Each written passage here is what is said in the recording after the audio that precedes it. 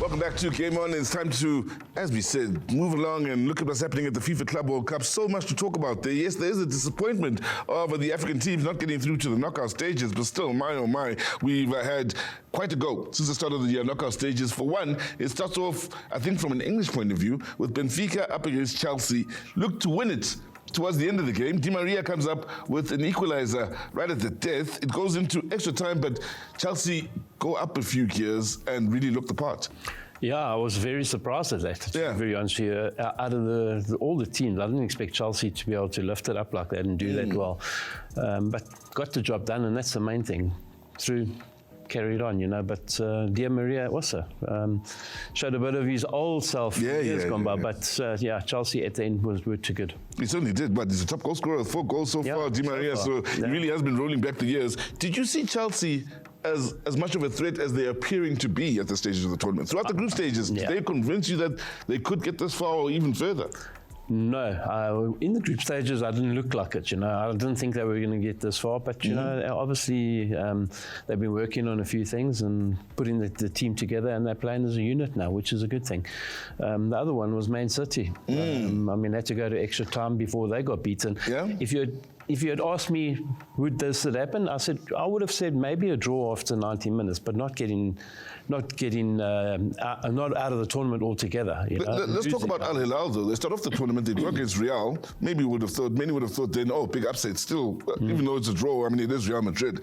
But here's another huge test in Manchester City, and they show character in having to come from behind and finish the game in the way they did. They really did show character. But Inzaghi's men made a statement right from the beginning against Real. Yeah? Exactly, and we should have known from that game, But this, to me, has been the game of the tournament. This last game with Man City, and Man City just they got normal. Man City kept the possession, got the ball, had all the possession in the world, but possession doesn't win you games, and that just proved it.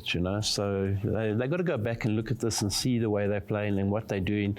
But as I say, possession doesn't win games. It's the goals in the back of the net that does. Had to wonder when we look at the German team, still doing well in the tournament, and they really are flying high. 2 of them through to the next stage, and for Bayern up against Flamengo. Now, many would have thought this would be a tough test with what we've seen from Flamengo so far in the tournament. Harry Kane's coming to the party in the latter stages of this tournament, and Bayern are really looking the part and looking to build from last season going on to the next.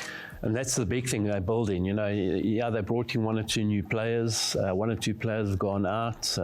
But what they're doing right is that they're building for next season. And Harry Kane's been tremendous. I mean, he's been brilliant. He's up there with the goal scoring charts. He's scoring goals left, right and centre.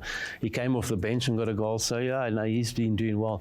Bayern, I've been not disappointed, but I've been a bit wary of them going into the next few rounds. I'm not too sure whether they're going to be good enough to go all the way. That's my worry. But for now, they're playing well. From a goal-scoring point of view, I mean, you've still got the likes of Musiala there from a Bayern perspective. You've also got Olise there.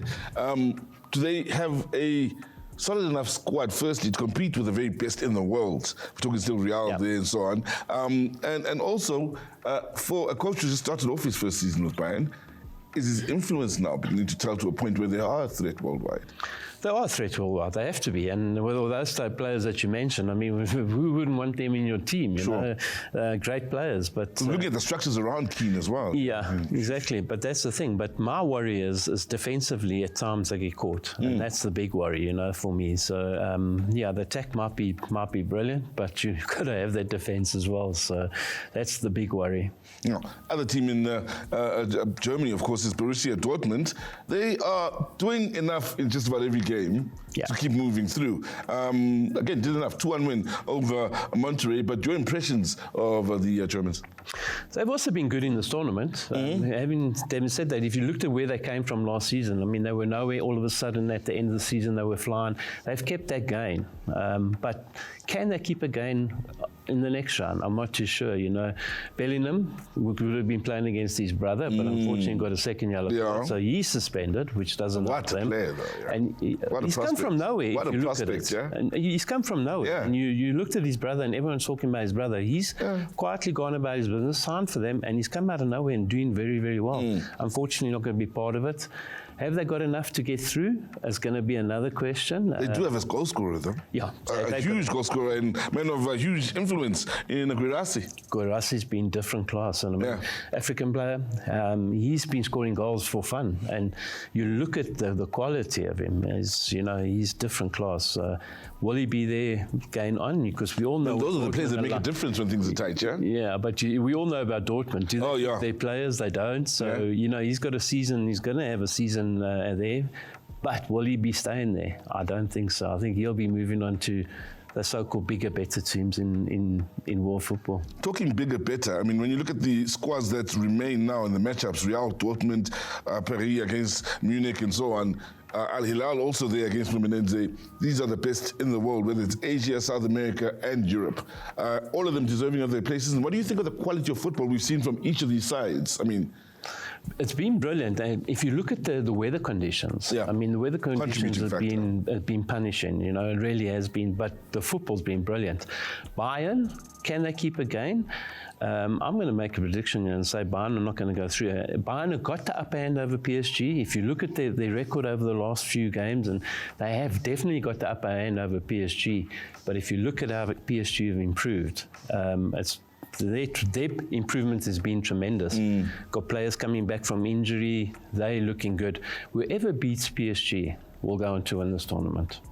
So there you have it. By the look of it, Shane McGregor is possibly arguing that it could be a European team that goes on to win the tournament. We'll have to wait and find out. We take a short break, come back and continue to talk about just the beautiful game all around.